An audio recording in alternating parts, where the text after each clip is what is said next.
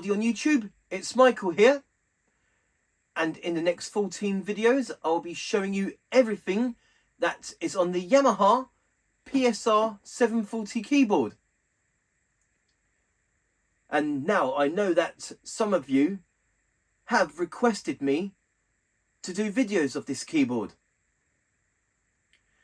So yes, the PSR-740, I bought this keyboard in September 2020. However, there is a little story. Back in 2003, when I was saving up for another keyboard, the PSR-740 was in the shop at Bonner's at the time. So I thought to myself that I will save up for it. But a few weeks later, it has sold. So I decided to go bigger and save up for a bigger keyboard. And that's when, at the end of 2003, I got the Yamaha PSR-9000. But was originally saving up for the PSR-740. But yes, I've managed to get one now. Got it back in September 2020.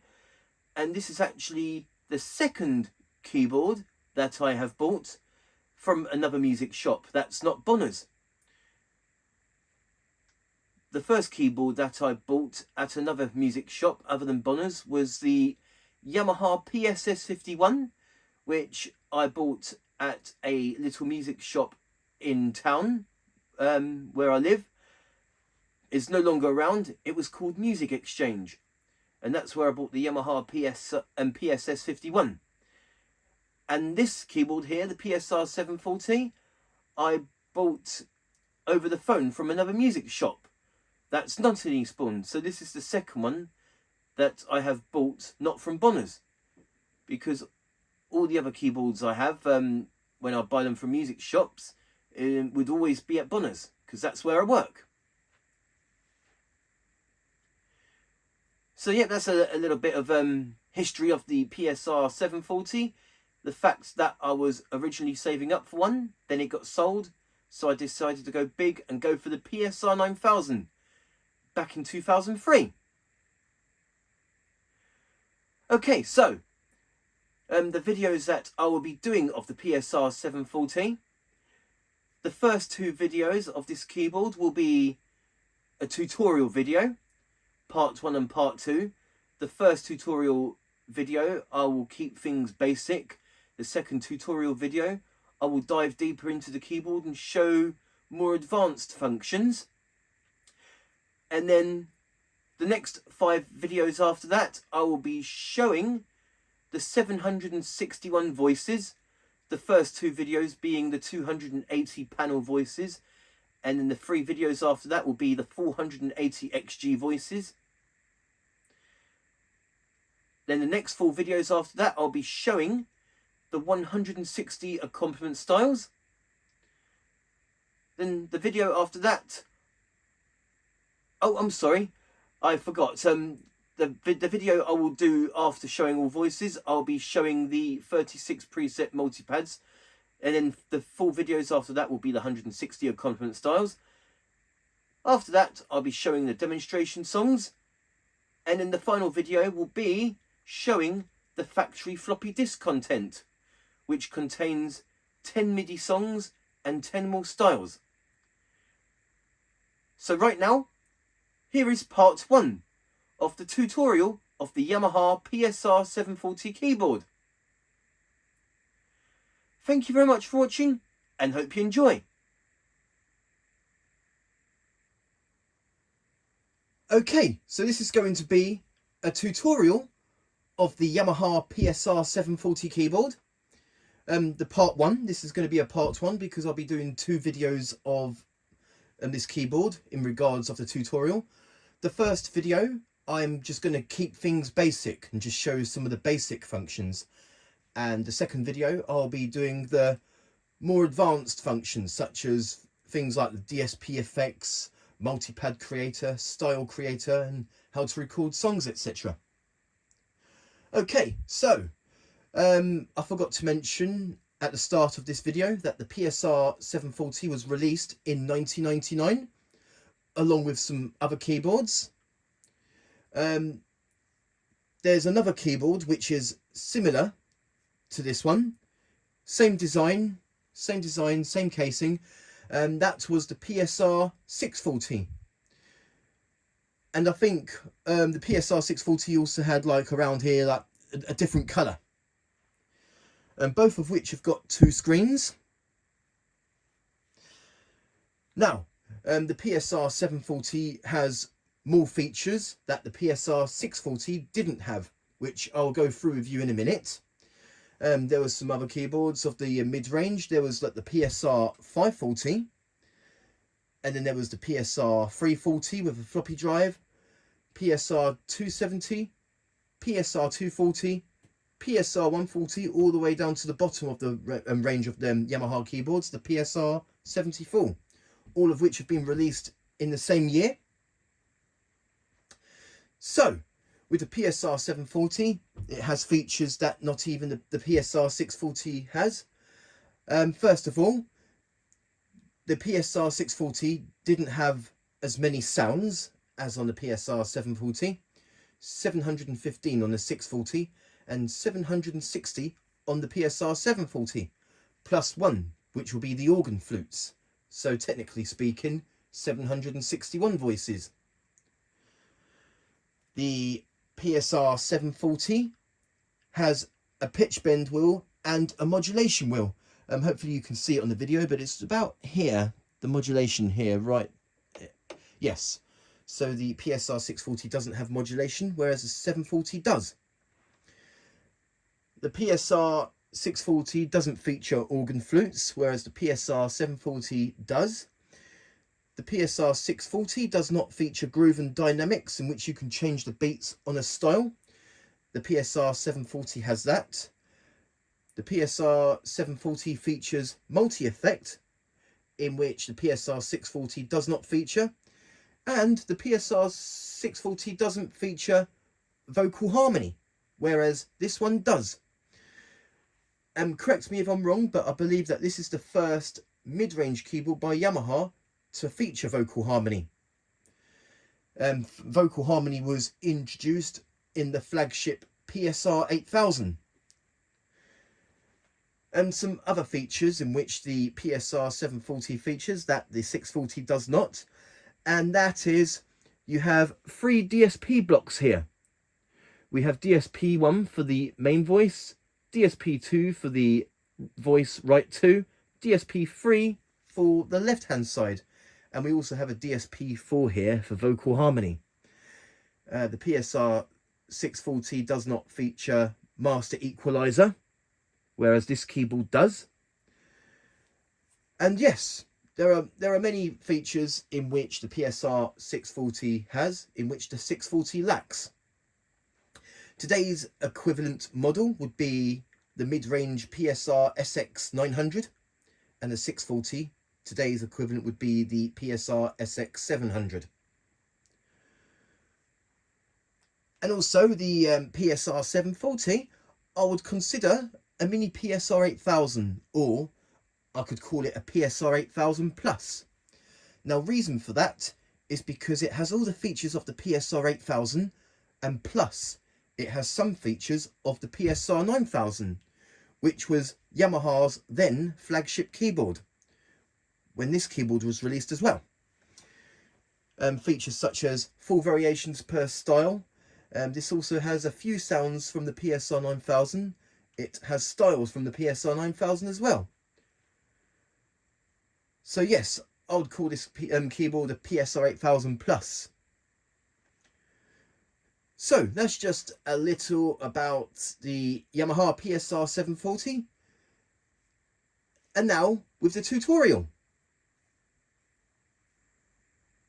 Okay, so the first thing that I'm going to be showing you on this tutorial, part 1 of the Yamaha PSR-740 keyboard, and that is the one-touch setting. Now, with the PSR-740, you have 160 accompaniment styles, and now the one-touch settings are for the styles. Each style contains 4 one-touch settings, So 160 times 4 one-touch settings, you will have altogether 640 one-touch settings with all of the styles combined. Now with this here one-touch setting here, these buttons are also for the registration memory, which I will show you later on in this video.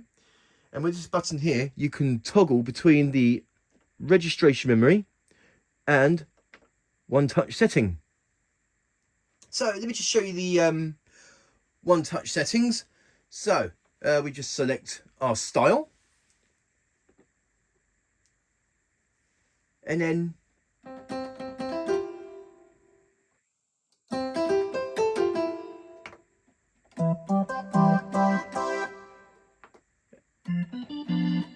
we just select different buttons.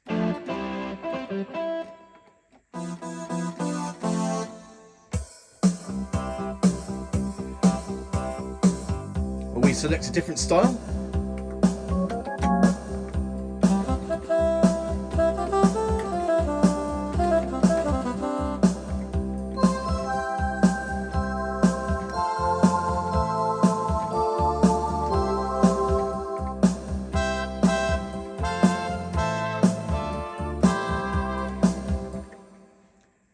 Or select a different style, this one, and different one-touch settings for each style. There are far too many styles for me to go through them all, but this is just a little example with the one-touch settings.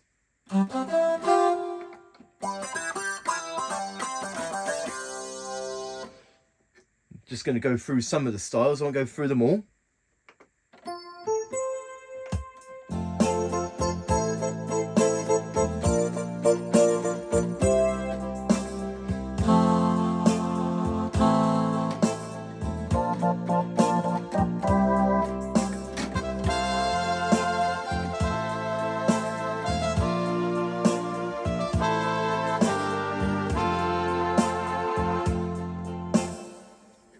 Go through a few more styles. Let's go for some dance styles, just to show an example of the one-touch settings. Like this, take this one.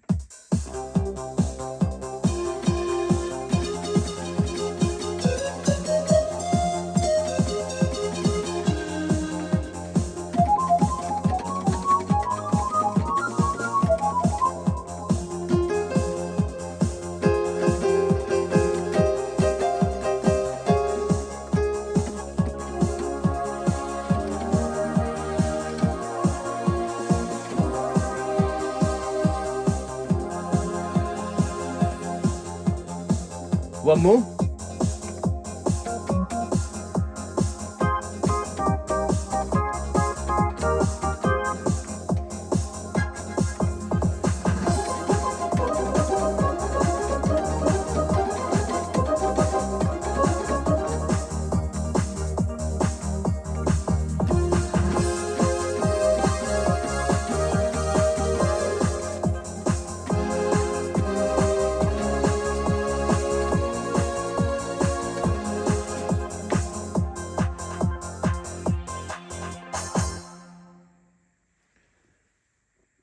Let's just put those back to normal.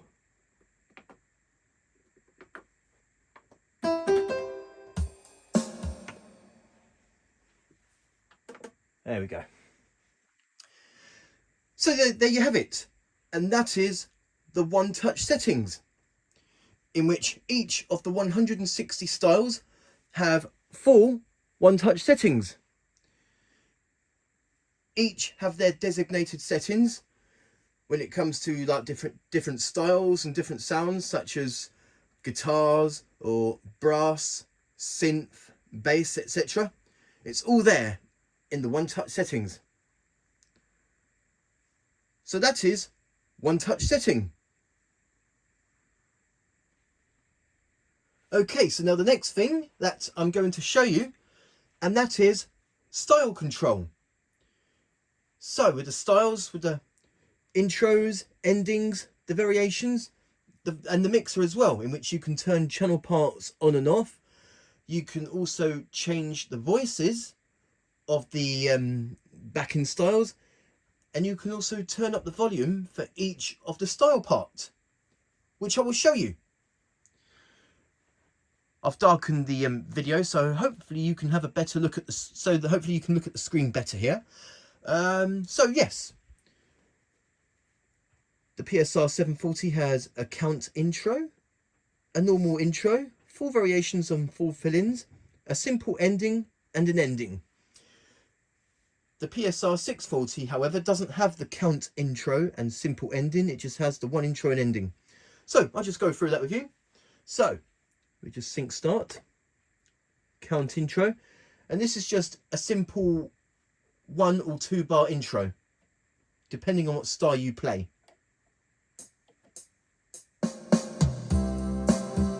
Intro.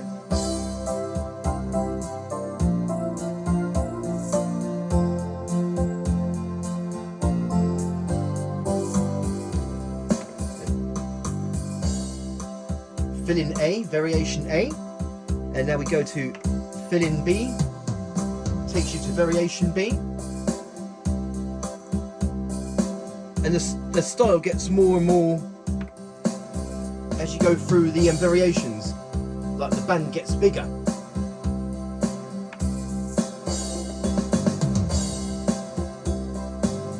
And then we have a simple ending.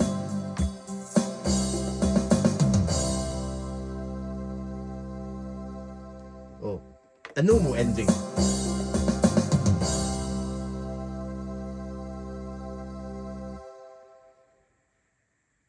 So that's the style with the intros, variations, fill-ins and endings. Now, on to the voice change. No, sorry, I'm going to go through with the channel parts next. So, we have the style channels here. We have like the rhythm sub, main rhythm, bass, chord 1 and 2, pad, and phrase 1 and phrase 2. Now, not all styles will feature that, especially with the pianist styles. So let me just show you. So we go to the style, and take piano for instance, the pianist styles. It doesn't have any rhythms, it only has like the bass and chord, depending on what you play, depending on what styles you play. So those are the pianist styles, which doesn't have as many channel parts compared to styles like this. Yep, we can turn parts on and off.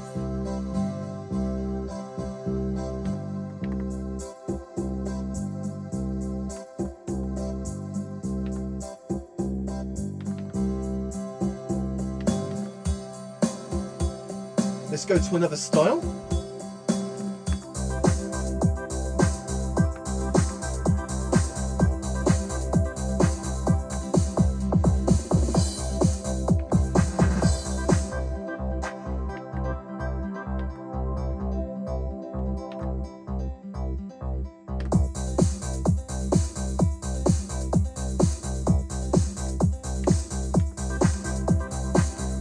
So that's just simply turning channel parts on and off with the style. And now some styles have phrases, not all of them, but some of them.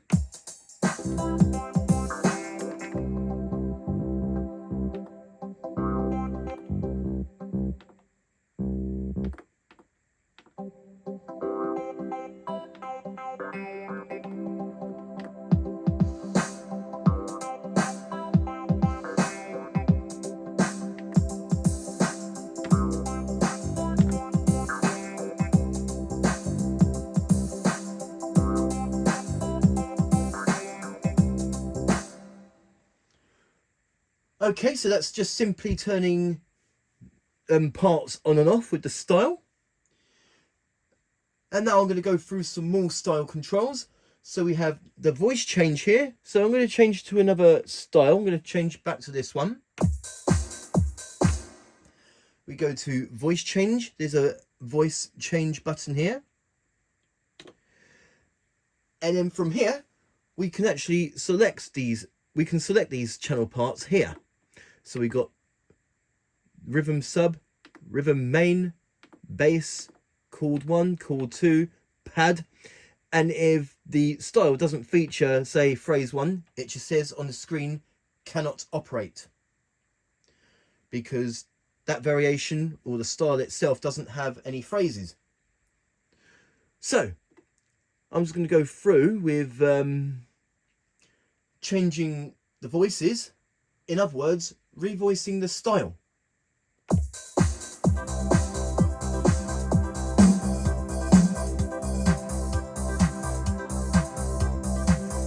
Or maybe if I want to change the bass.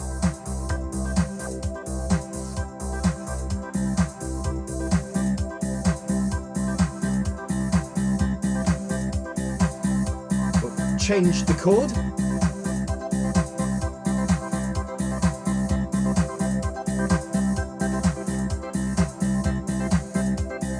Or maybe the pad.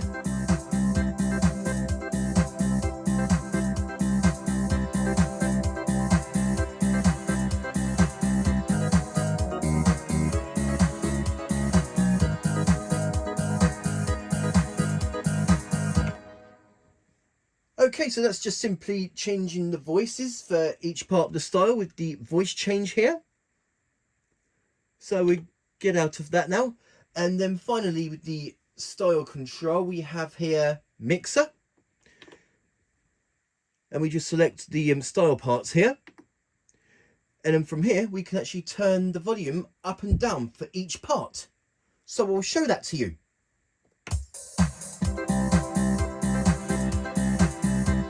So first of all, I'm just going to start from the first to the end, just to give you an example.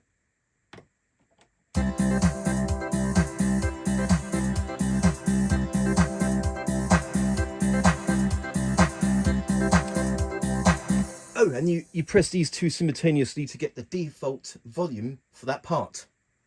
Okay, so next, the main rhythm.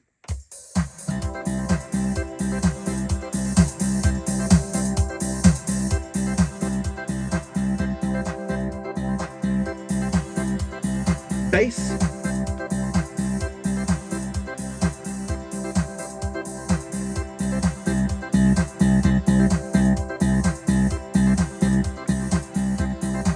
And now we're going to go for chord 1.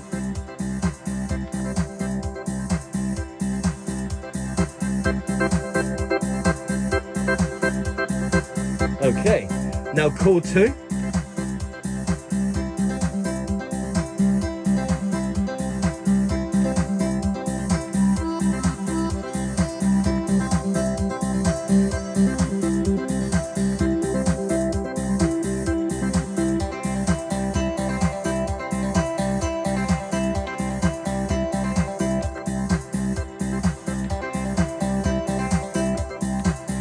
And finally, phrase for this style. I'm sorry, pad.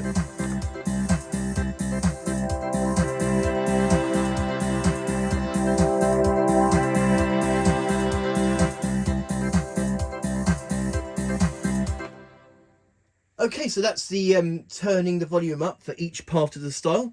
And now I'm going to select a different style which has the phrases. We'll select this one again. And we can change the voices of those.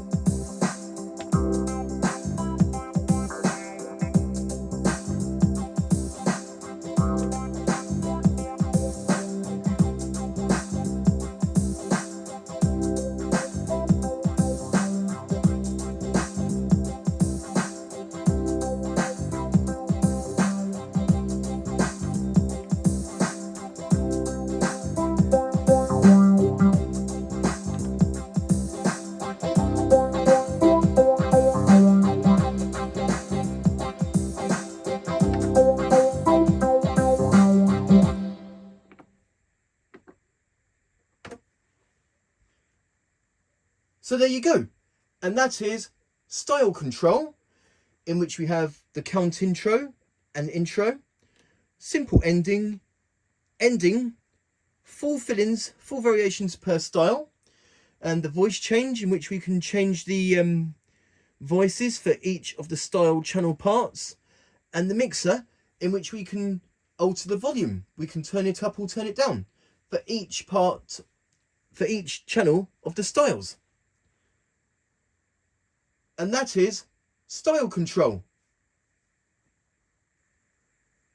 Okay, so now the next thing that I'm going to show you, and that's this here direct access button.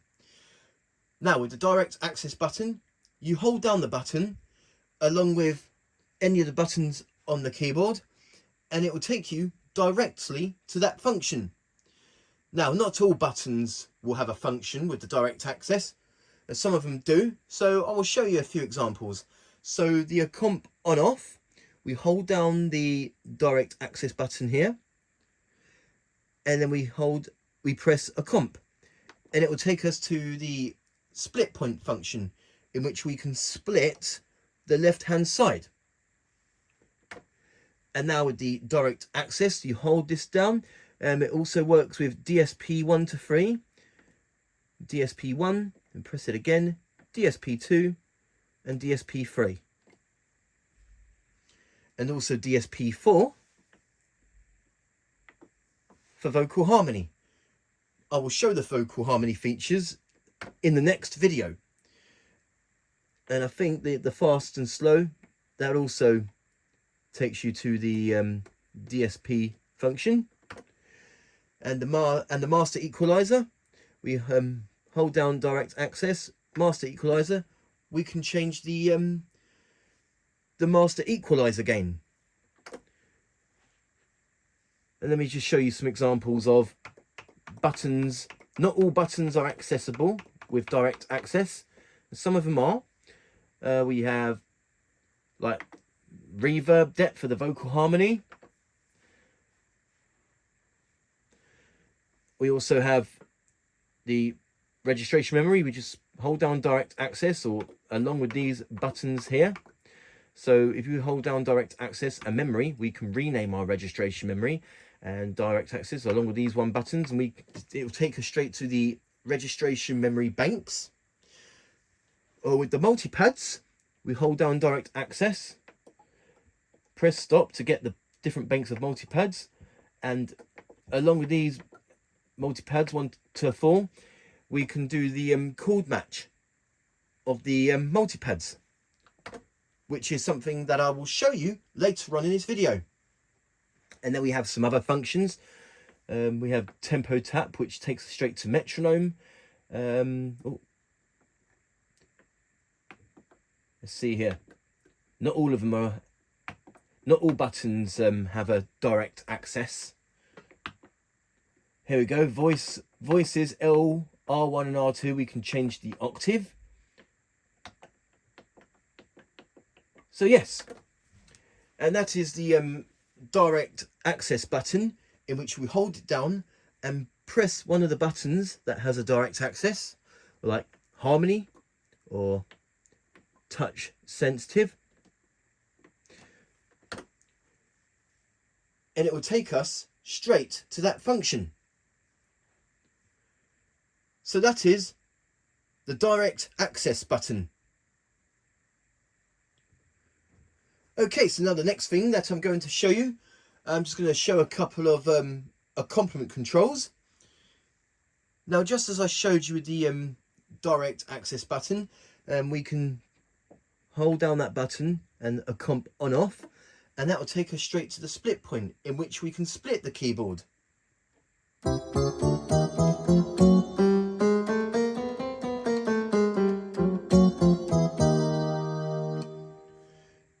And in using the split point, we can actually split the left hand side.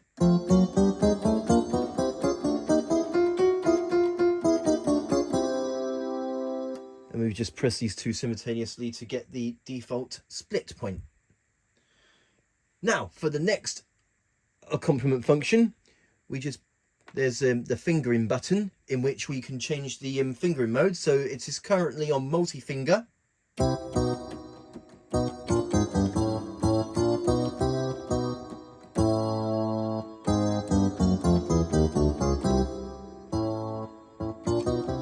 Okay, and then we have single finger, so you only need to use one finger.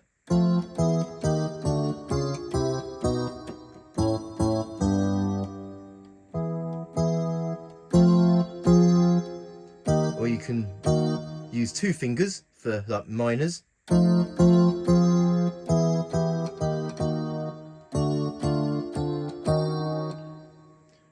fingered one, in which we need to use multiple fingers.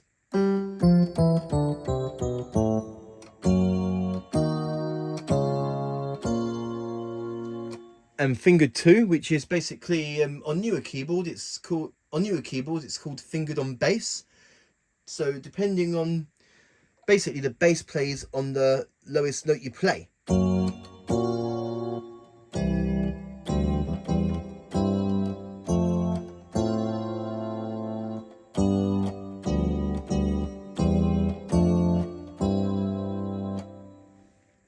And we have the full keyboard, so the entire keyboard you can play the voices along with styles. So I'll show that to you.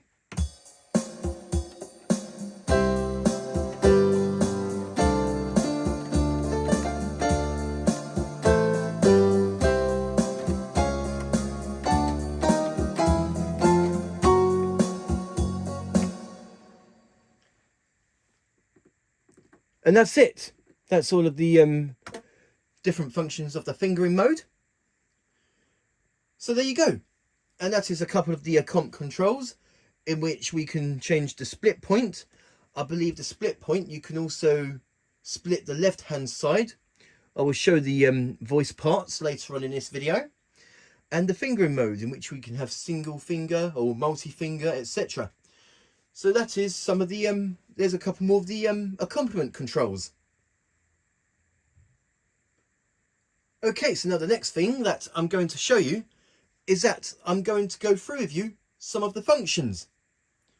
Okay, so we have this here function button. We press that and it will take us to different functions such as like multipad, registration memory, digital effect, utility, and so on. So I'll just go through with you some of these functions. So we have the multipad function. We press next, and then we can change different banks of multipad. You can also change the chord match of the multipads. But I will go through with you with the multipads a bit more detail later on in this video. Now moving on to next function, we have here registration memory. Here we can have different banks. We can change the banks of registration memory. Again, I'll go through the registration memories in more detail later on in this video. And this is here where we can change the name of our registration memory. And we have digital effects such as reverb, chorus, and we also have DSP here. I will show the digital effects in the next video. And then we have utility, which has different functions. So we have metronome. We can change the we can change whether we have the metronome on or off. So it's currently off. And then when we turn it on,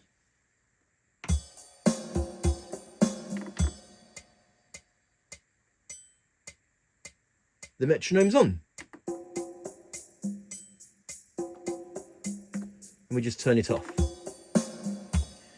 Now the metronome is very useful for recording songs if you want to keep in time. Moving on to the other functions, we have here part octave, in which we can change the octave for the left hand side and right 1 and 2. But I'll go through that with you later on in this video, more of the voice functions. And then we have here master tuning, so that we can tune the keyboard.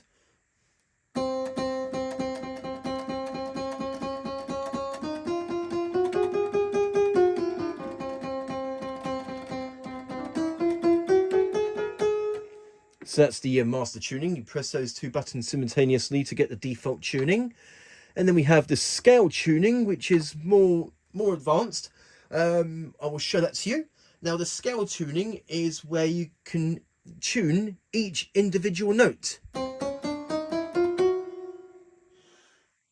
which is perfect for Arabic music because they tend to use the scale tuning in which some notes are out of tune. So I'm just going to go through the scale tuning. I'm going to change the tuning on some of the notes here. I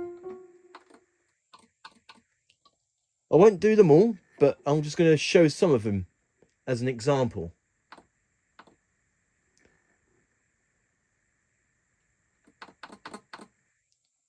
Put that down, have a few minus. Okay, so I've altered some of the notes. So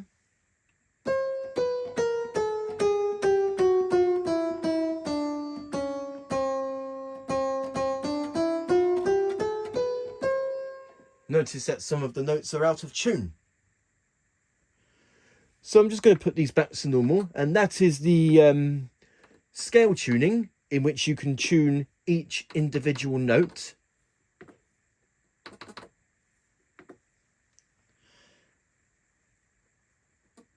And now, oops, go back to utility.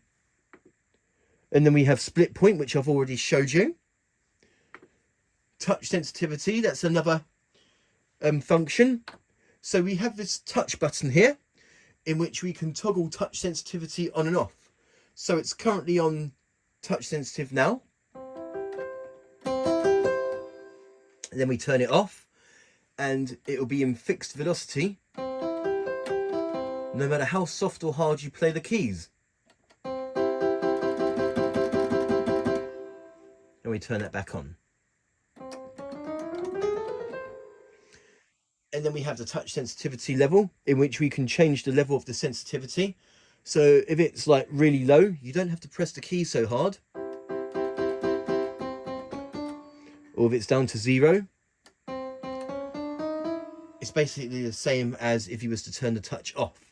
Or put it to 127 to get the full velocity.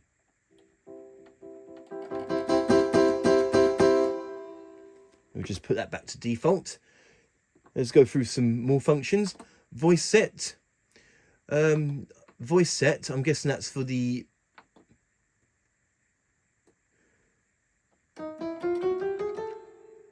I'm guessing that's for the vocal harmony, but I'll look into that and show you later on. And now we have the foot switch functions. Now I've got a foot switch connected to the keyboard, sustain pedal.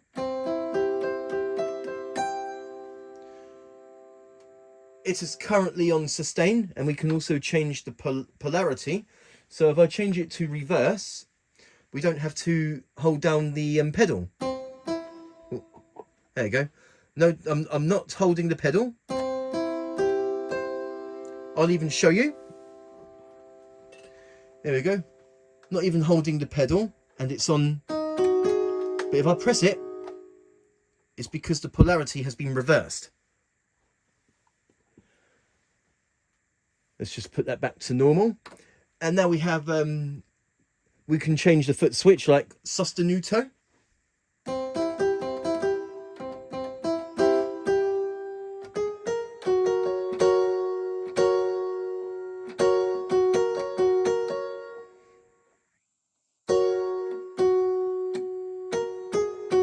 That's it, sostenuto, which is basically, you press some keys. You hold down the pedal, and whatever keys you hold down will be sustained.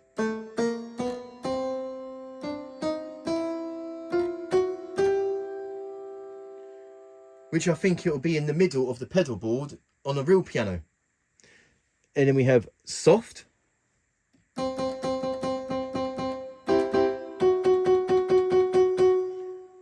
Which softens the voice. And we have registration plus, which I'm guessing, there you go, hopefully you can see on the screen, but registration plus, like, there you go, it's selecting like different registration memories.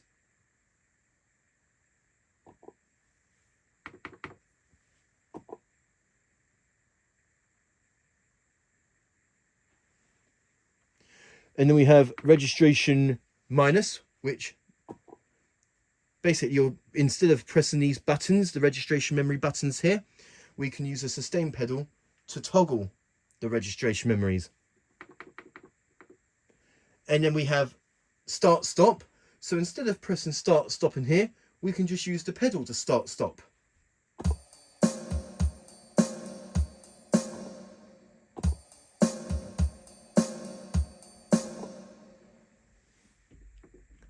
And we have synchro stop. Oh, the accompaniment needs to be turned on for that. There we go. Notice how I haven't touched any of these, and they automatically turn on and off depending on the pedal. So I'm toggling the pedal, and hopefully you can see here it's turned off. I press the pedal, now it's turned on. I press it again, turned off, on, off. Or I can just press the button here. But you can do it both ways. You can either press the button or use the pedal. And bass hold.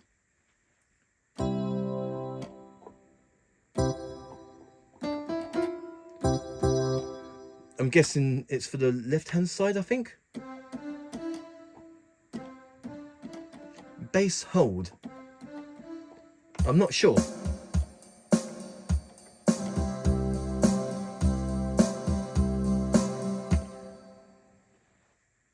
But that function is bass hold.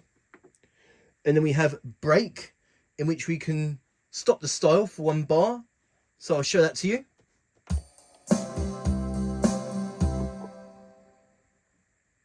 Notice I'm breaking the bar. There you go. I know that on keyboards such as Tyros and Genos, it has a break button. But on this one, this keyboard, it doesn't have a break button. But you can use the pedal.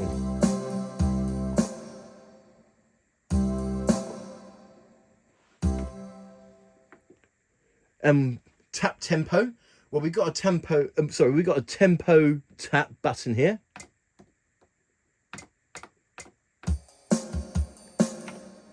But we can also use the pedal to do tap tempo.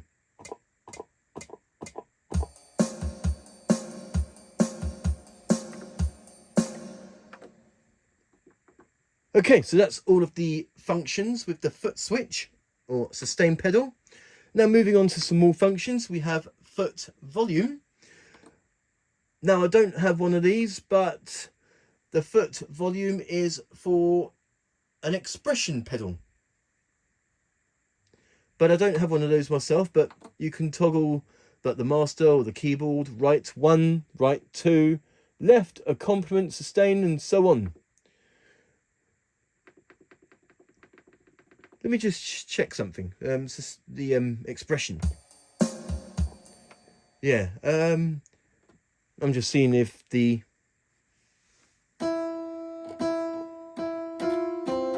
No, I think there is another pedal input for an expression pedal for this keyboard, but I don't have one. But these are for the expression pedal for foot volume. And then we have pitch bend range. So you won't be able to see in this video, but this keyboard has a pitch bend wheel.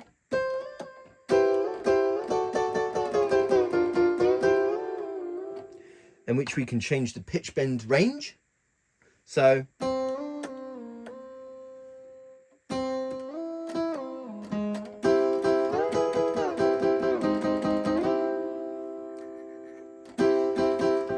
if it's on 0, the pitch bend wheel won't work because it needs to be at least 1 to 12. Let's go up to 12 and it would go up and down an octave.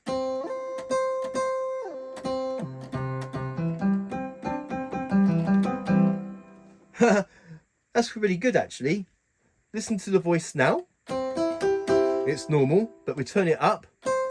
Oh. Oh, I'll turn that off.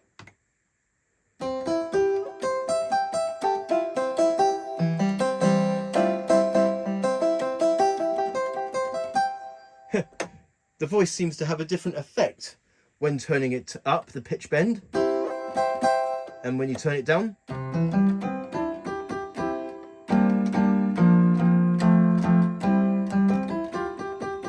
It sounds like a detuned upright. How cool is that? Not only can you do the pitch bend range, but it also gives that it gives the voices a different sort of effect. Let's go through some voices and see if it would affect other sounds as well as piano. So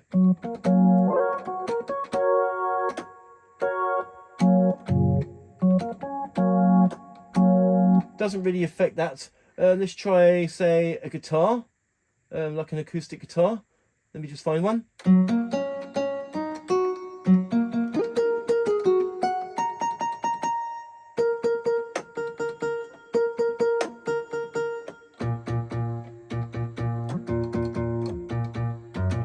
Yeah, it does give it. Yes, it does have a somewhat different effect of that sound as well. Though not all sounds, but some of them, like the piano. Okay, so that's the pitch bend range. Let's just put that back to default. Moving on. Now we have modulation wheel. Now this is something the PSR-640 doesn't have. So the modulation wheel, we have 3 different functions. We have modulation, brightness and resonance. So we have modulation. And we have brightness.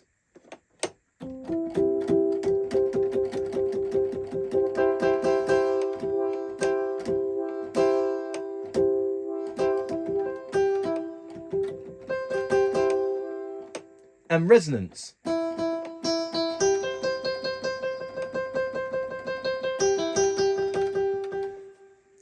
Like with synthesizers, we have resonance and cutoff, but we can use the modulation wheel here as a resonance.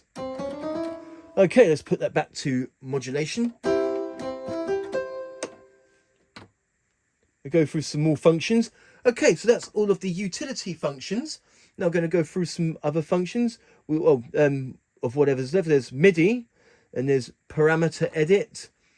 I'm guessing it's to do with, as you can see, the microphone. Talk setting, which is also to do with the microphone. So we've got like parameter, vocal harmony types, DSP type of vocal harmony, and so on.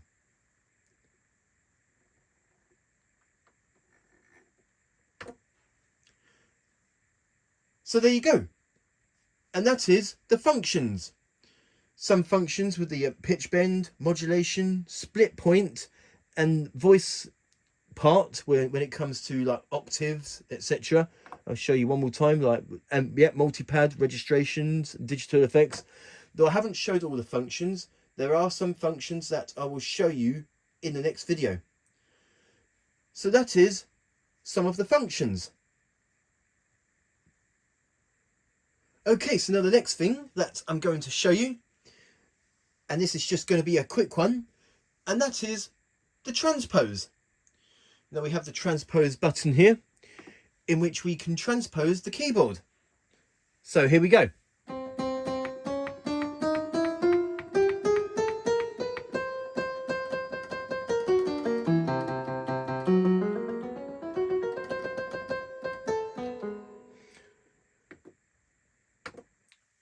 So it's almost similar to tuning, but you can key change the entire keyboard. It goes up to 12 and -12. So there you go. And that is the transpose with the transpose button here. I don't know if it has an direct access. No. Okay, so that is transpose. Okay, so now the next thing that I'm going to show you, and that is the voice parts. Now, on the PSR-740, we have voice, right voice 1, right voice 2, and left voice. So we can have a dual voice. So with voice 2, now we've got piano and strings.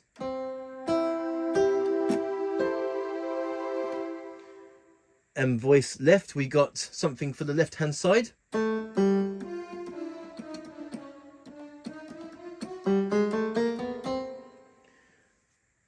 So I'm going to go through you with some functions of the voice parts. Well, first of all, we have voice L, voice R1 and voice R2 buttons here, in which we can change the voices of each part. So we're going to select, say, voice 1, and we can change it into, say, like a E piano sound. But upon doing so, we'll also change the other voices as well. So let me just show you a few more examples. I'll change our organ sound.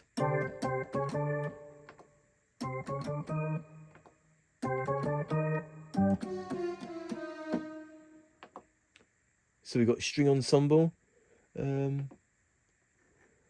Or let's just say for the main voice, which is voice R1, we have a harmonica sound.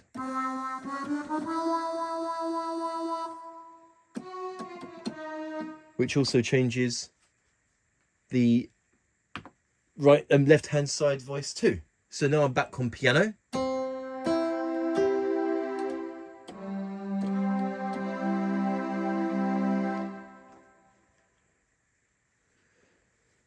So yes, upon changing the main voice, the right hand 2 and left voice will also change as well. So let's just go through some functions. Yes, so I'm going to change some voices here. So I'm going to stick with the piano for the main voice. And maybe change something else for the right 2. So maybe something like no.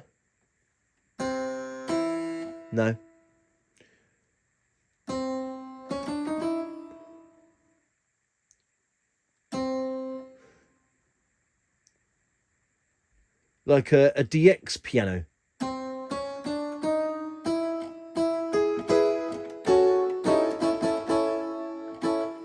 Or maybe change the left hand side. So maybe we should do a bass sound. So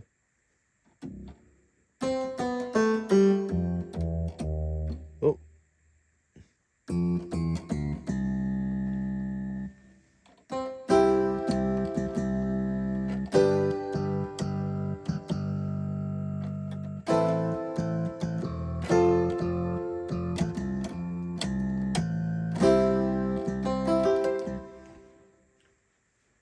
So yeah, we have these buttons, voice R1, R2 and L, in which we can change the voices on the left hand side, and voice R1 and voice R2. So let me just put that back to piano, and as you'll notice, oh, but this time, hang on, the left hand side didn't change. Or maybe if I select a different sound. The left voice didn't change. Okay, but that's okay. So we're going to go through some functions now. We just go to function, or we can do the direct access if it has a direct access. So, oh yes, it does. But that's to change the octave of each sound, of each part rather. So, oh.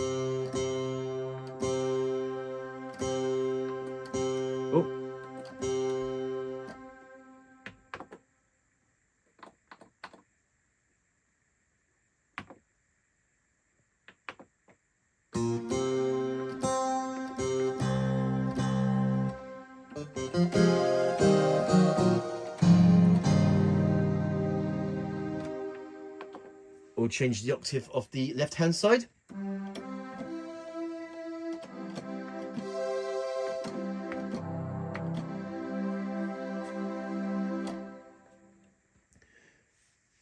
So let's just put these back to normal.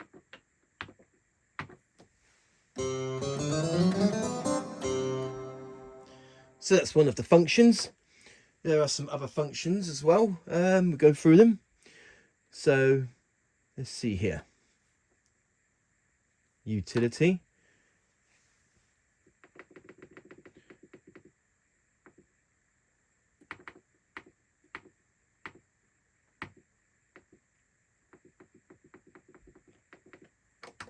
Okay, now that's pretty much it. And with the functions, we can just change the octave. But with the left hand side, we can also change the split point. So, I mean, there are other functions, like we have the DSP for each part, which I will show you in the next video. So we just go to a comp and we can just change the split point, which not only affects the styles, it also affects the left hand voice as well.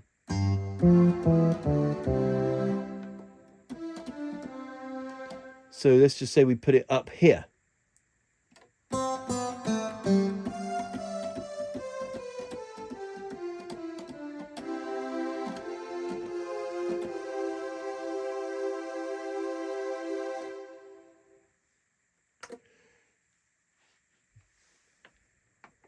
And here we can also change the volume for each part.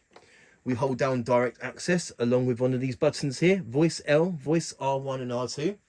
And we can change the volume for each part as well. So I will show that to you quick. Oh, hang on, let me just put that back to default split point. There we go. Okay, now moving on. So we're just going to turn all these parts off. So we're left with voice 1. And put that back to piano. And then we can change the volume of that.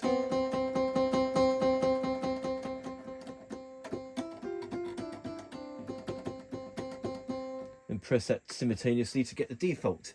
And now, what if we want to select voice R2 and change the volume of that?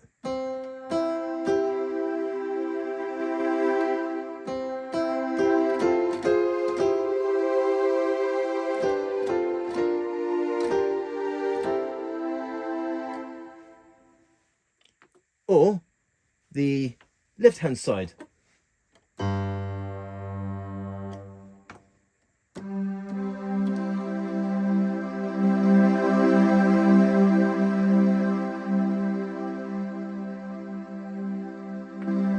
And press that simultaneously, these two, to get the default volume for each part. So there you go. And that is the functions of the voice part, in which we can have voice R1, R2 and voice for the left hand side. So with the voices, the keyboard has 3 parts. You can have, there's the main voice, R1, R2, which is the dual voice, and voice L, so you've got a voice on the left hand side of the keyboard as well. You can gain access to all 761 voices on this keyboard for R1, R2 and L. There will be more functions of voice part, but I will show them in the next video, particularly the DSP effect. I will show those later in the next video. So that is the voice parts along with some of its functions. Okay, so now the next thing that I'm going to show you, and that is registration memory. Now to be sure, we better press this button so we can toggle between registration memory and one touch setting. This time I'm going to select registration memory.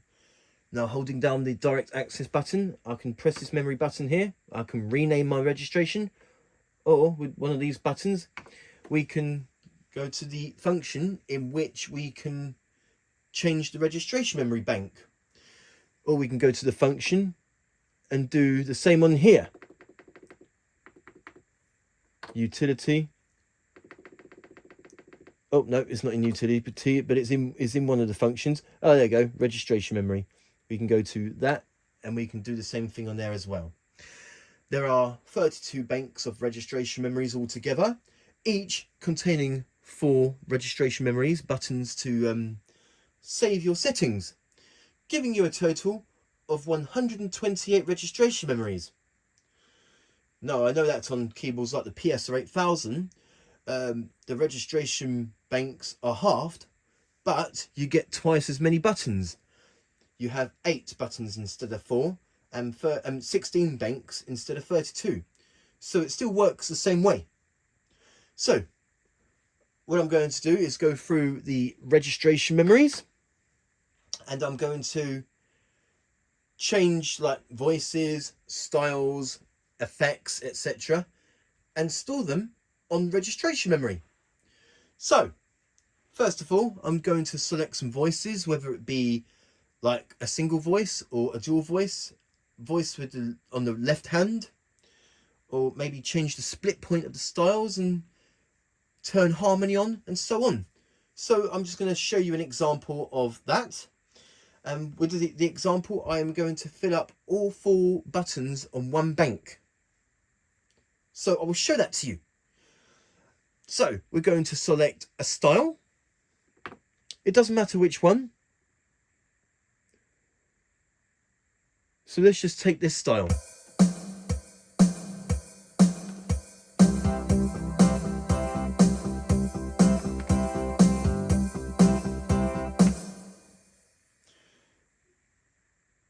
Okay, so we selected a style.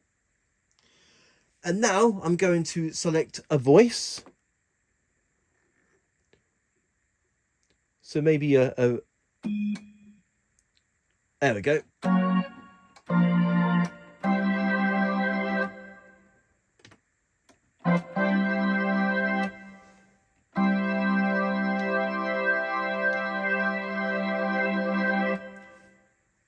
And for the next voice, I'm going to select a different sound.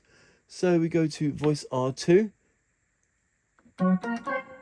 Or maybe I just want 2 organ sounds, maybe. So we got the... Hang on a second. I'm just going through. So I've got a full rocker organ on right one. Or what if I want a rotary drive organ on the right 2? Or maybe if I want to turn it up a bit. Or maybe change the octave. There we go.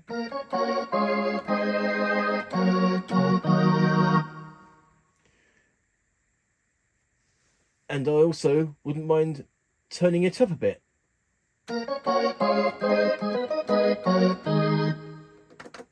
So something very simple. And then once you're happy with your settings, we hold down the memory button, this button here, along with buttons 1 to 4. So I'm going to add this to button number 1. So we hold down memory and press button number 1.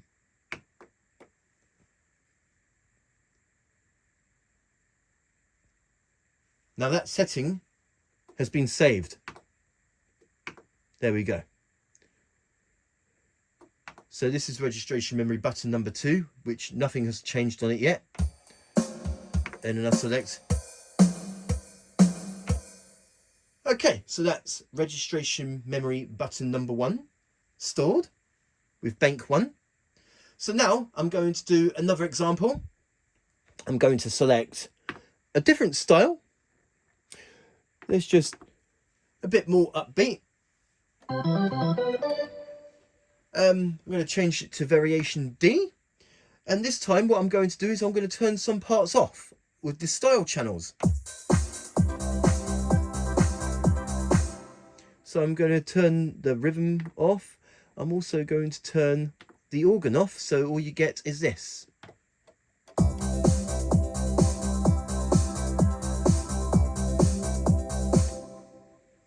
So I'll turn some style parts off as an example. And I'm going to select some voices.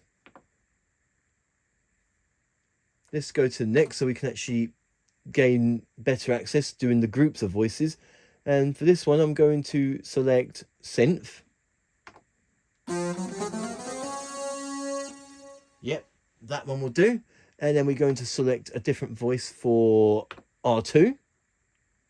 So let me just select a different sound.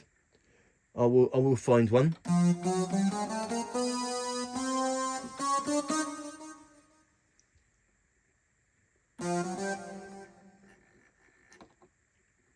Oh, gone too far. Like say this one. It doesn't really matter what sounds I choose, I'm just showing an example on saving registration memories. And maybe we'll select something for left hand side. So maybe a synth pad, for example.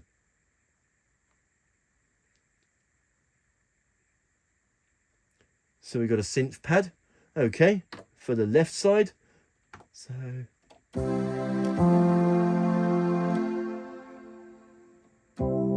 no, we will find one.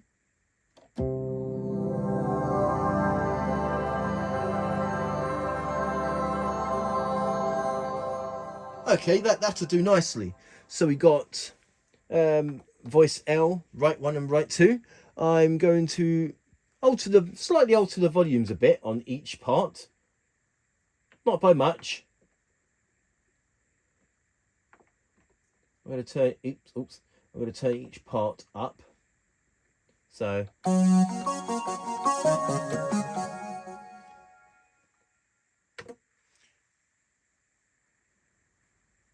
okay, so once you're happy with your settings, one more thing I want to do. I'm going to change the split point.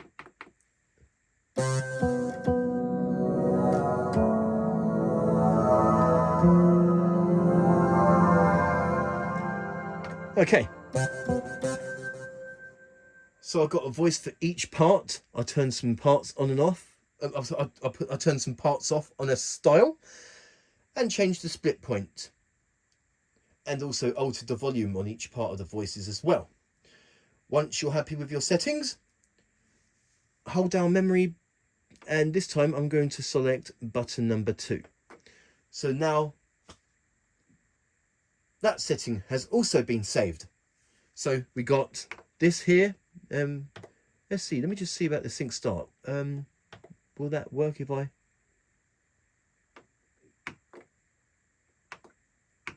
No.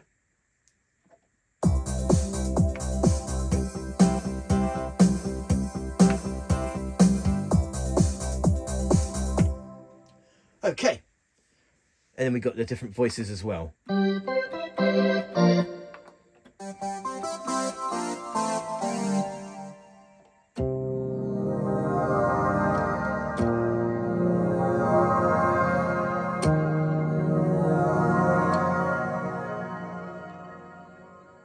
Okay, so I'm going to do some more examples. So I'm going to select, go back to, let's just put these all back to default.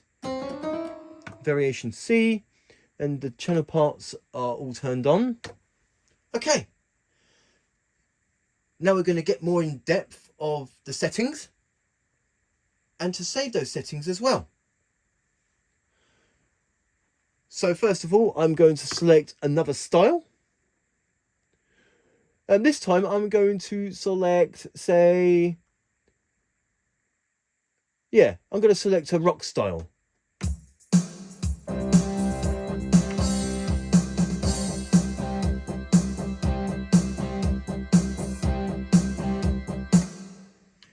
This time I'm going to set it to variation B. And let's see, should I turn some channel parts off?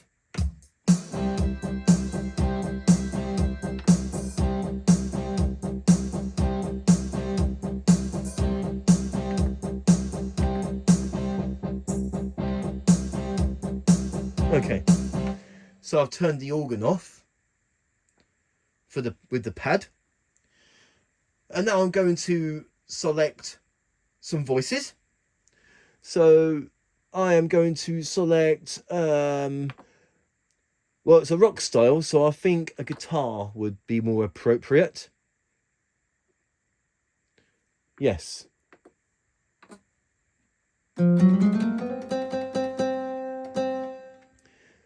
But more of a distortion sort of style. Let me just find one. Oh no, how about a solid guitar? Oh no, a clean guitar.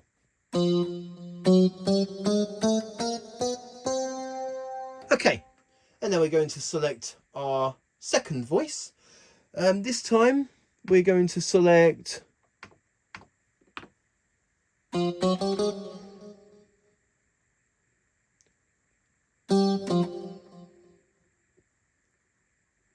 Bear with me, I'm just trying to find a sound which would be suited.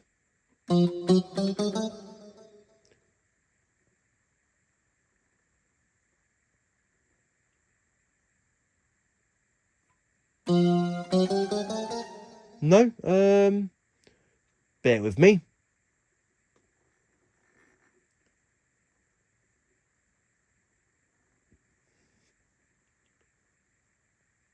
Maybe I should do an organ.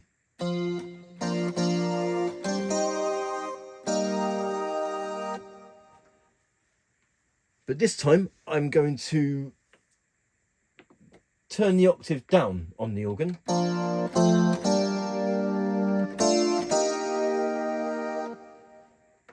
Okay. I'm not going to bother selecting a voice L this time. This is all an example. I am going to put the split point back to default.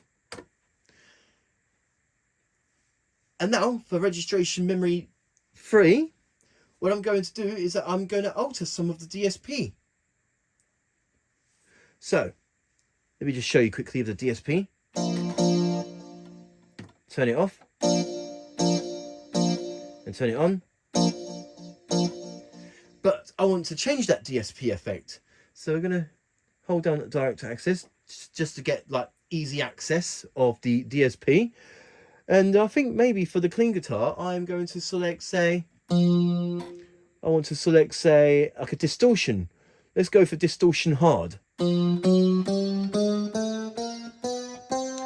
Hopefully you can hear the difference, but we can have it dry or wet. So when we put it to maximum, it will be...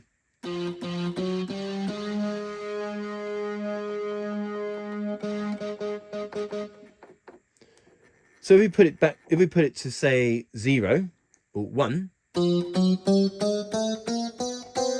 and put it to 127, then you can really tell.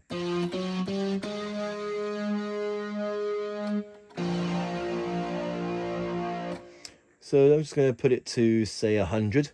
No, maybe turn it down a little bit, say 90. So you can really hear that DSP, that distortion on that one. Okay, so that's a DSP effect that we're going to select for the right hand voice. Okay, now voice 2.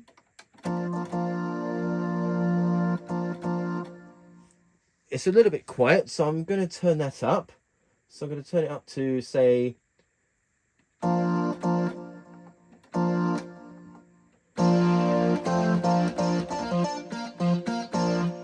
Okay, it's just the same as the right one. Now I'm going to select a DSP effect for...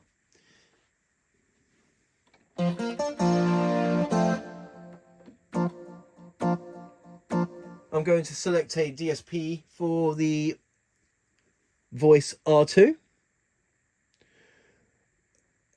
Bear with me as I go through them.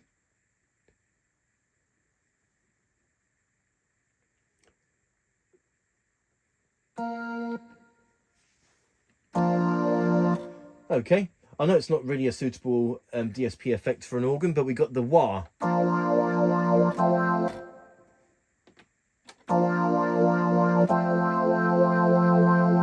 I mean, that could count as a Leslie speaker if you think about it. We're going to turn that up a bit. There we go. So.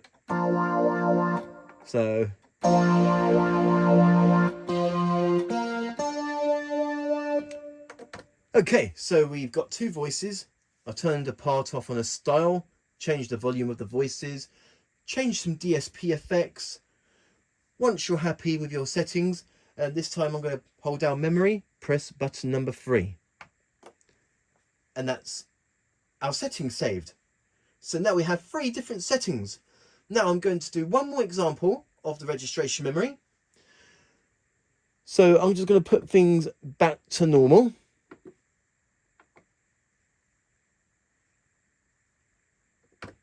Okay. So this time, once again, I'm going to select a style.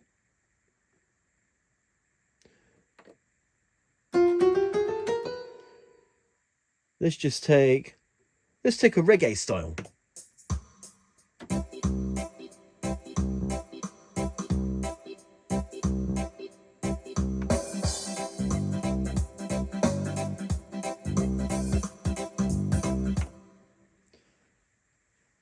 Okay, now I'm going to select a different sound.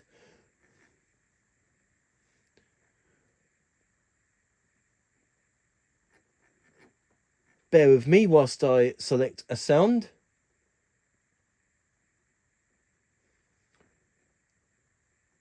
If I can find it, I wouldn't mind going for a steel drum. There we go, steel drums. So we got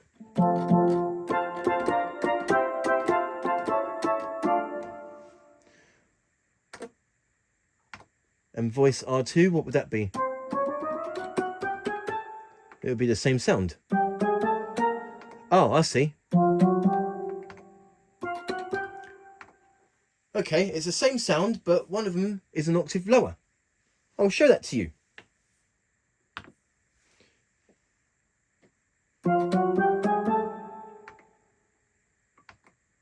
Oh, okay, maybe it's not. But that's very weird. Oh, so.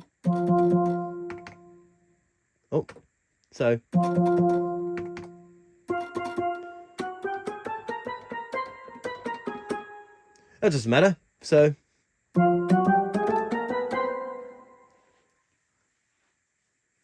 Okay, and now we're going to select a sound for the left part.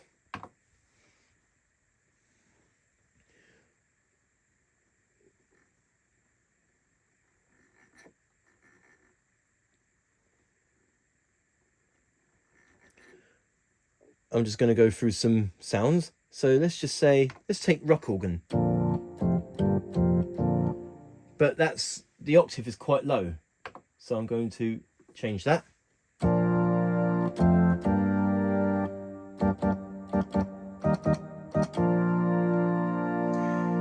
This time I'm going to change the DSP effect of the left-hand side. So maybe we should have it. We should have a sort of a rotary effect. So let's say rotary speaker 4, and have it fast.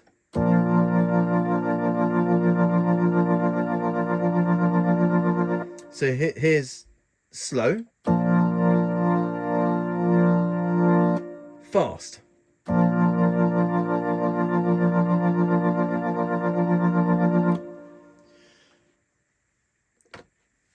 So now we've got our voices sorted.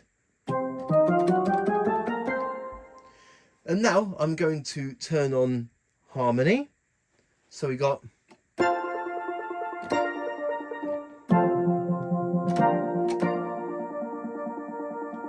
but I'm actually going to change that. I'm going to change it into a sort of a 32 trill. So we got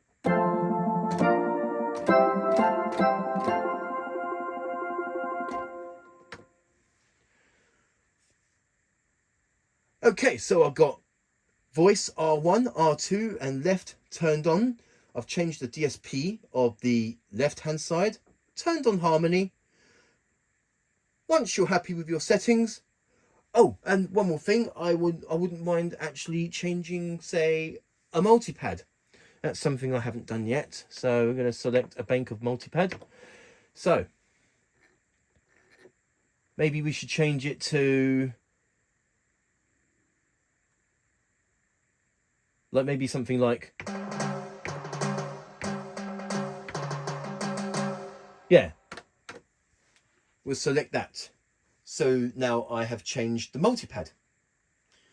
Once you're happy with your settings, I'm going to hold down memory, and this time I'm going to press button number 4. So that's all one bank of registration memory saved. So let me just go through with you some of the registrations.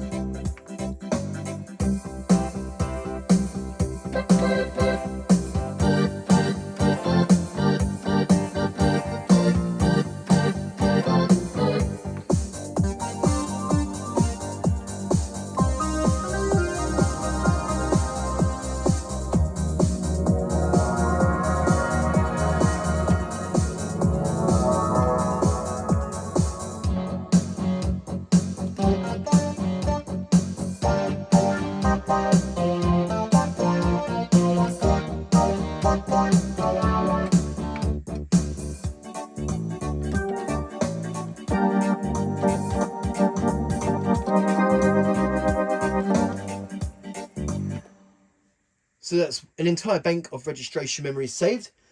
So I'm just going to play a little something with each of the settings I have made. So number 1, for example.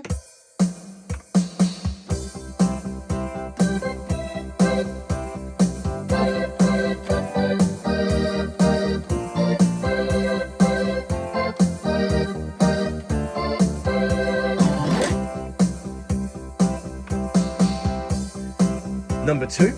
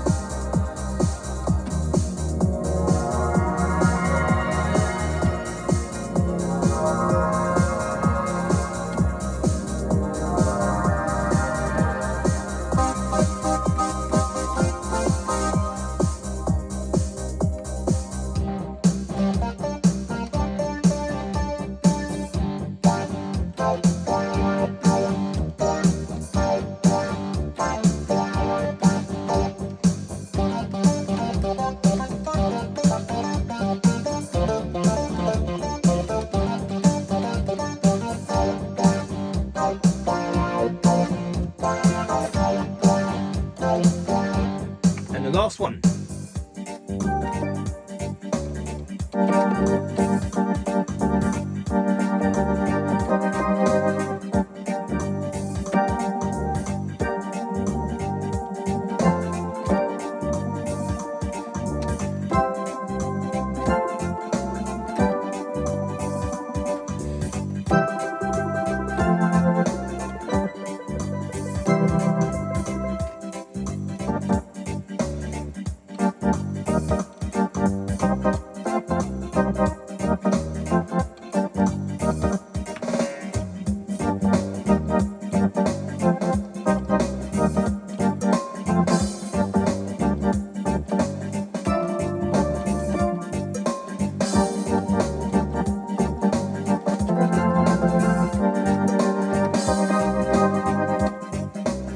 And we have multi-pads.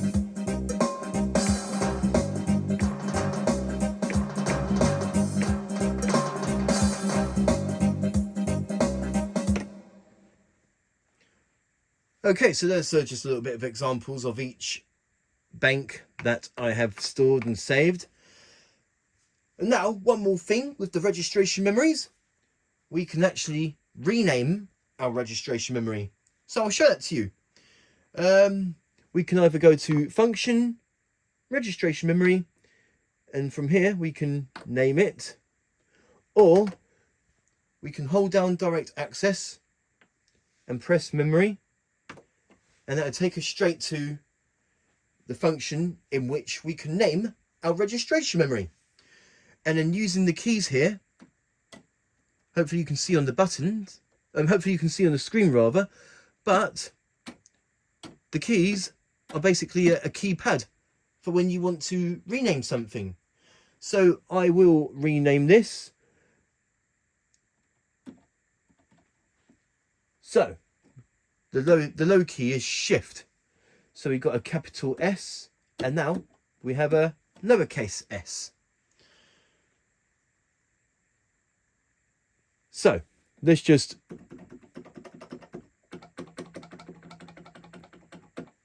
now I'm going to rename it. So we got E. So using these keys is basically the keypad for the letters. I'm not sure if you can see on the video, but on here is the letter mapping in which each key, so for example the lowest key is Shift, and then we have like all the way up, we go A, B, C, D, E, etc. And then on the top part of the keys here, we got like symbols. So we hold down Shift so we can get lowercase. So I'm just going to rename my registration memory.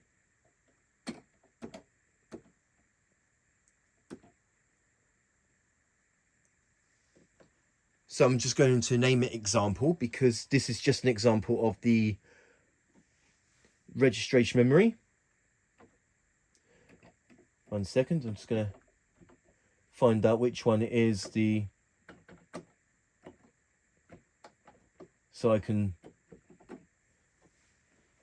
1 second, I'm just looking through the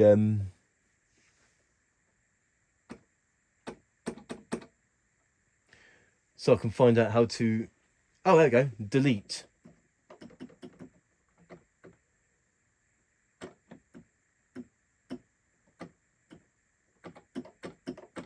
And there we go. And I've just named my registration memory bank. So we go to function, registration memory, and notice that I've changed it. I've called it example because this is an example of the registration memory. And there we go. So very simple to do. And it's very easy for which you want to save certain settings, whether it be you change the multipads or the voice parts, the volume, changing the DSP effects, turning channel parts on and off with a style. So there you go. And that is registration memory. Okay, so now the next thing that I'm going to show you, and that is organ flute. Now with the organ flutes, yep, the PSR-740, this is something that was exclusive to this keyboard when it comes to the mid-range keyboards, because the PSR-640 does not feature organ flutes. So I'm going to turn everything, put everything back to normal from what I previously showed, which was the registration memory.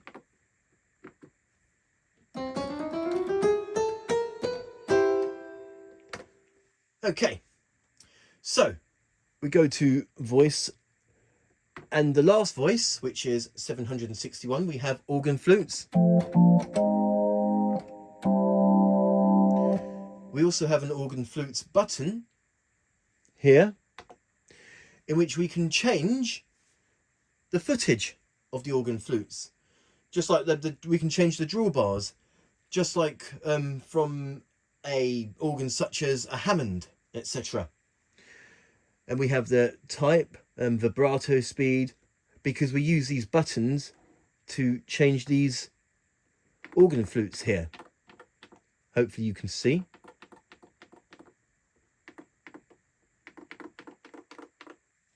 So we have the type, vibrato speed, mode, full. Yep, we've got like different organ drawbar modes. So I'm going to show that to you. So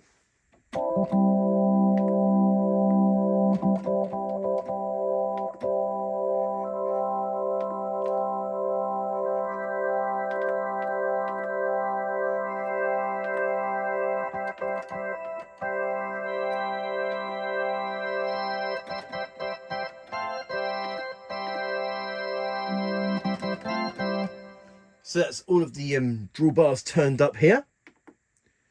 Now the type vibrato.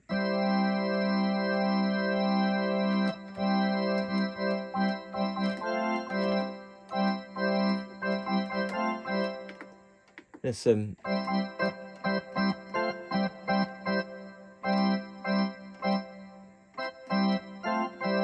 okay, so we're going to save we're going to have that setting of the organ flute. Now unfortunately this keyboard doesn't have a user voice section, so you can't save any voices that you've altered, such as like organ flutes or the other voices, like you might have changed the volume or DSP effects and whatnot. There is no user voice section, so you can't save any of these voices. However, we can use registration memory to save like the organ flutes or any sort of alterations we've done with the voices. So I'm going to go to registration memory, and this time, yep, example, because that's what I've done with on the previous thing that I showed, which was registration memory. Going to go to registration memory bank number 2 this time, and what I'm going to do is that I am going to save each of the organ flute settings via registration memory. So we've got the footage, we got all the drawbars turned up, so I'm going to save that. And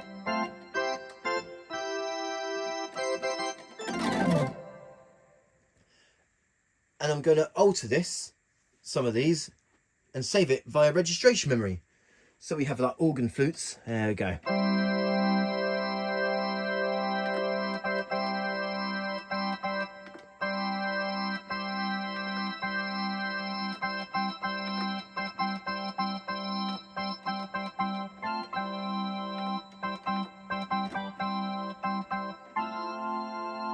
We're going to change the type.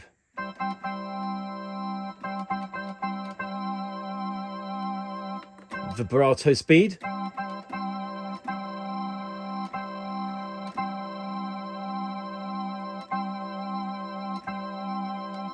Mode.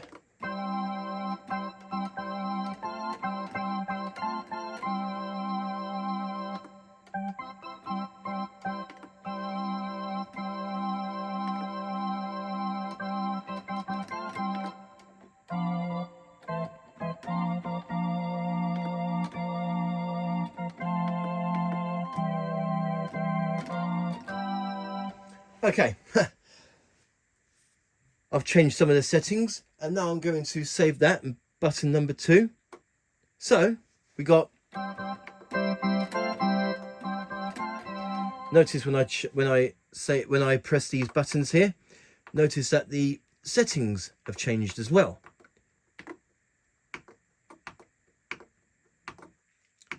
So with the registration memories, that's the only way in which you can save your organ flute settings. So you've got like different organs. I'm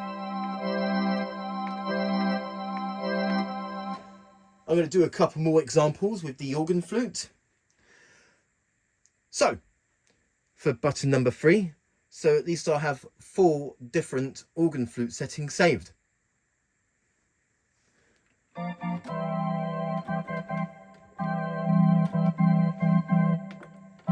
Just going to go through some examples.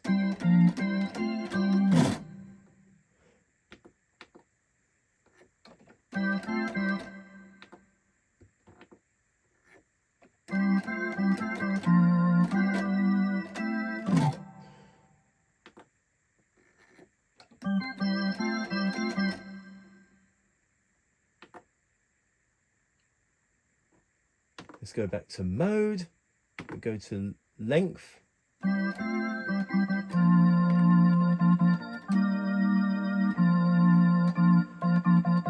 Maybe change the type. So we've got vintage free.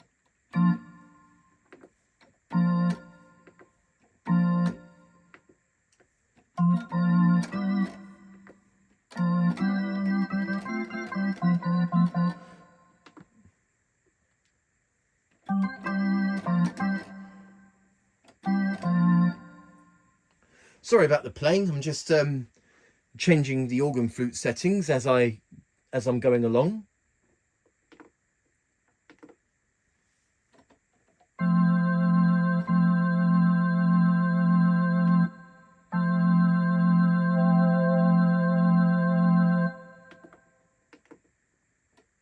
Okay, so I've changed some more of the settings. So I'm going to save that to button number 3. So we have 3 different organ flute settings saved.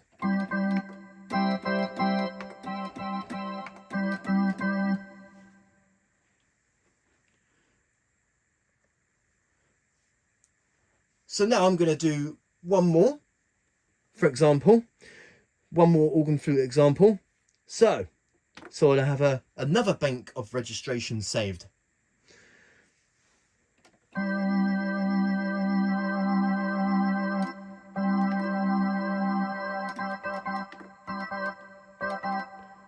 Maybe I should put some of these in the middle and some of them full on.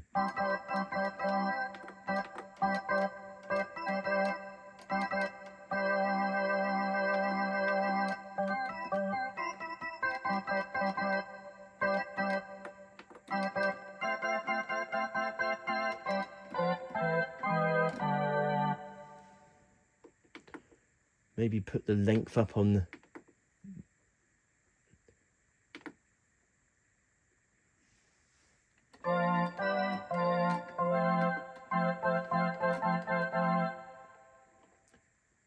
the type. We change the type, say vintage 4. Maybe do some more vibrato speed. And have, okay. And then once you're happy with your settings, we're gonna, this time I'm going to select button number 4. So now I've got another whole bank of registration memories saved, but this time using the organ flutes. So here's setting number 1. Notice that the drawbars change as well as I'm going along. So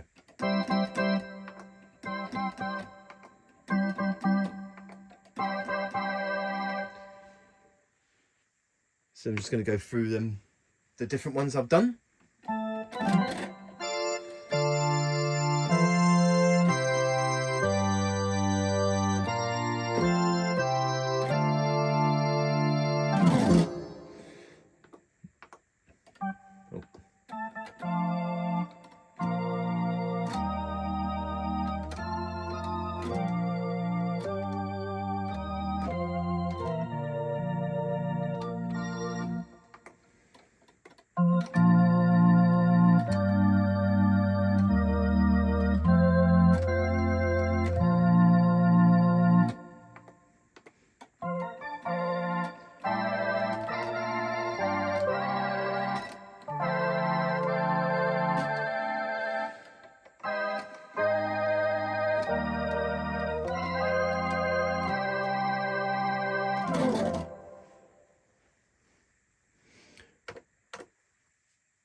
So there you go, and that is the organ flutes. And now what I'm going to do next is that I'm going to rename that registration.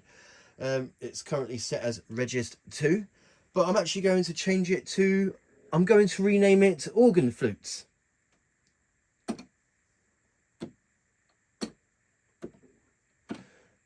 So I'm just going to do that now. We're going to leave a space. Oops, sorry. There we go. Oh, there we go. Organ flutes. Hopefully you can see on the screen that I'm changing the name.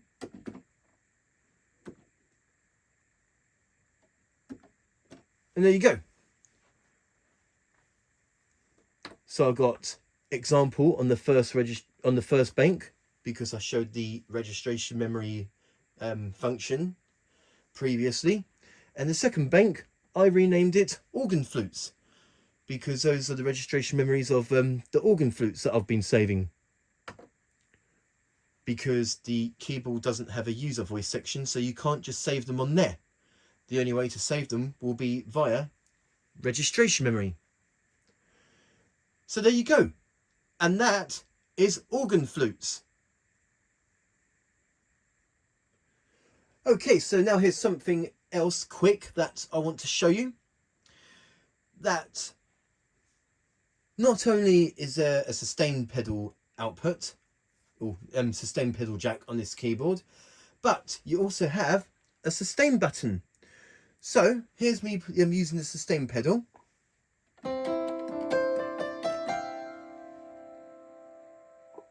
But what if you don't have a sustain pedal? Well, you also have a sustain button here. So I'm not using the pedal, I just press the sustain button.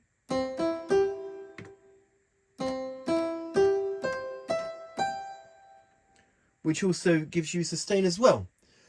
Now obviously the sustain button doesn't give you as good sustain as you would a pedal. So here's the sustain button. I'll turn that off, and here's the sustain pedal. What if I was to play them together? Sustain on and sustain pedal.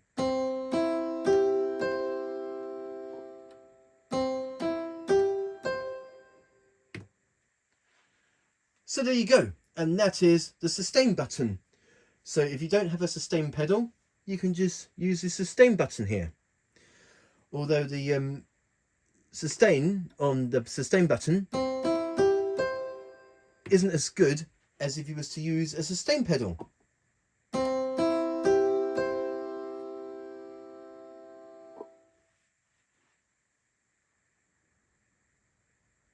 Okay, so now the last thing that I'm going to show you on part 1 of the tutorial of the Yamaha PSR-740 keyboard, and that is the multipads. You have 36 preset multipads. You also have 4 user multipads in which you can record yourself. I will show the recording on the next video, which I'll be showing like recordings such as multipad creator, style creator and song creator. So we just hold down direct access button, and here we can select different multipad presets, and then we have here the chord match as well on the next page, or we can hold down direct access and we can press these buttons here so we can do the chord match.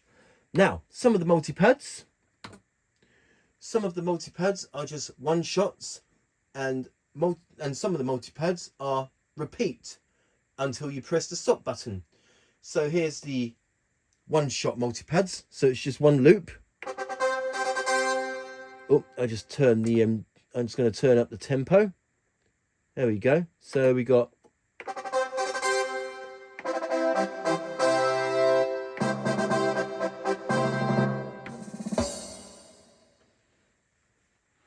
and then we have some multipads which have repeat.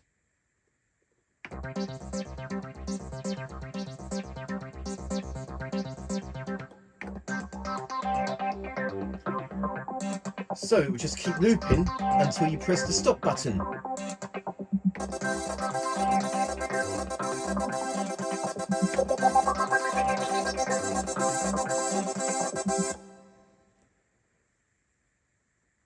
So I'm just going to go through some of the multipad functions and some of the different multipad presets, though I will be doing a video of the preset multipads.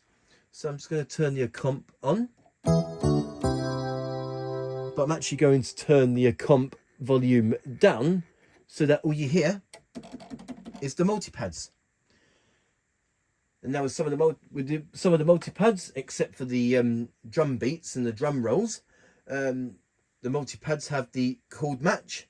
So depending on what chords you play, the multipads will match that chord.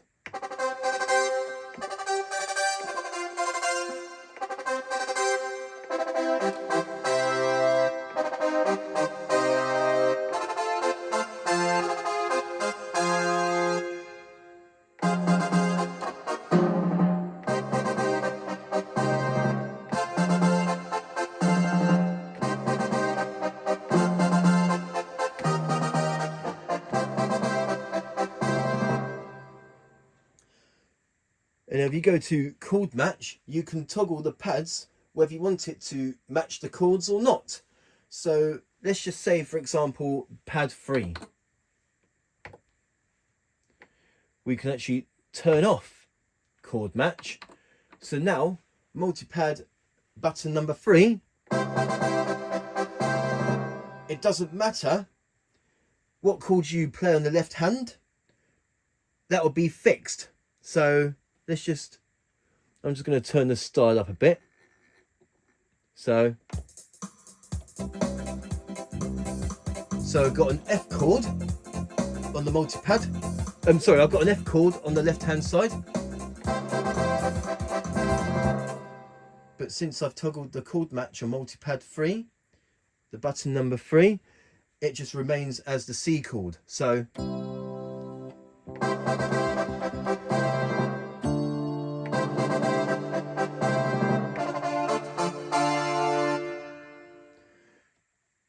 let's say I do a B flat.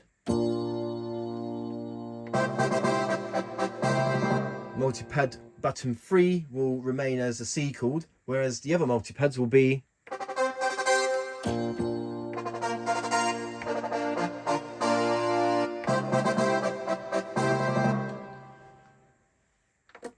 so that's the chord match.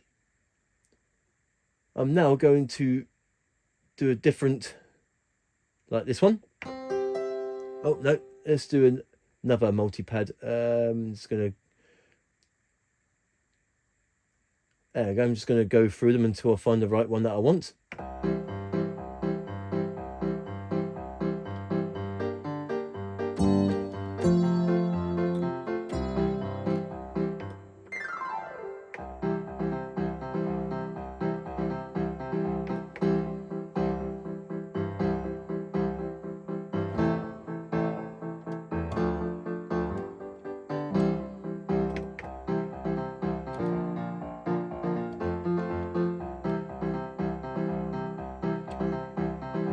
So yep, notice that the multipads, this preset multipad is button 1, 2 and 3, they are repeat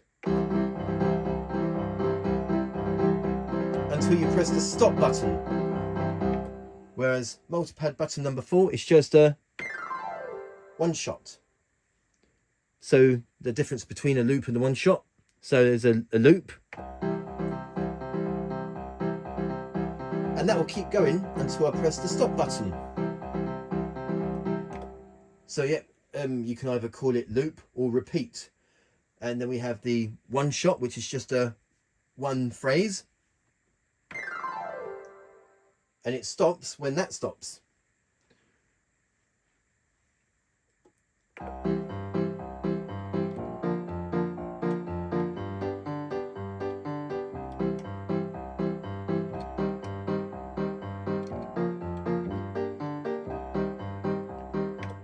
Okay, and I'm going to do a chord match. I'm going to turn, say, pad 1 off, pad 2 off. So it doesn't matter what chords I play, they will remain as the C chord.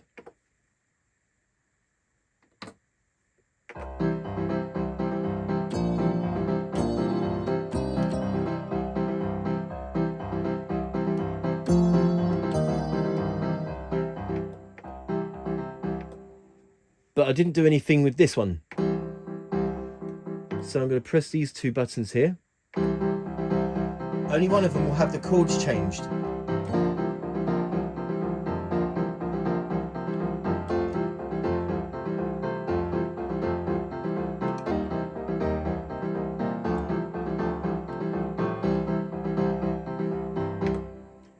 Notice that multipad 3 had chord match on, so it changed the chord as I was playing the left hand side. But I had number 2, the chord match was turned off, so that just remained as the C chord, no matter what chords I play on the left hand.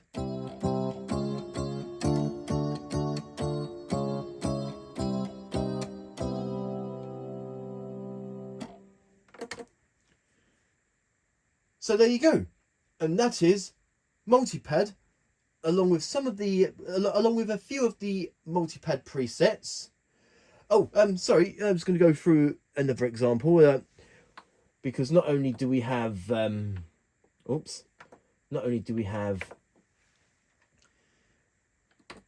like phrases, but we also have like drum rolls. There we go. So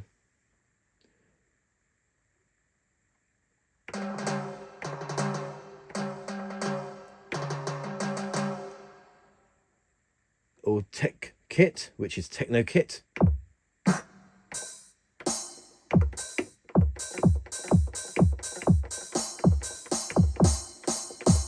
Or analog kit.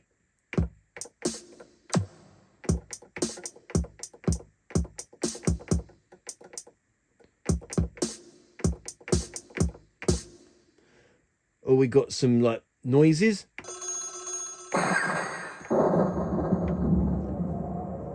As of one-shot phrases.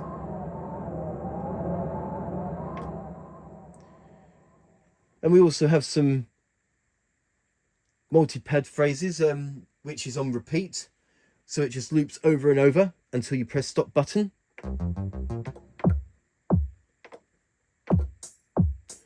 Let's just turn the tempo up for this.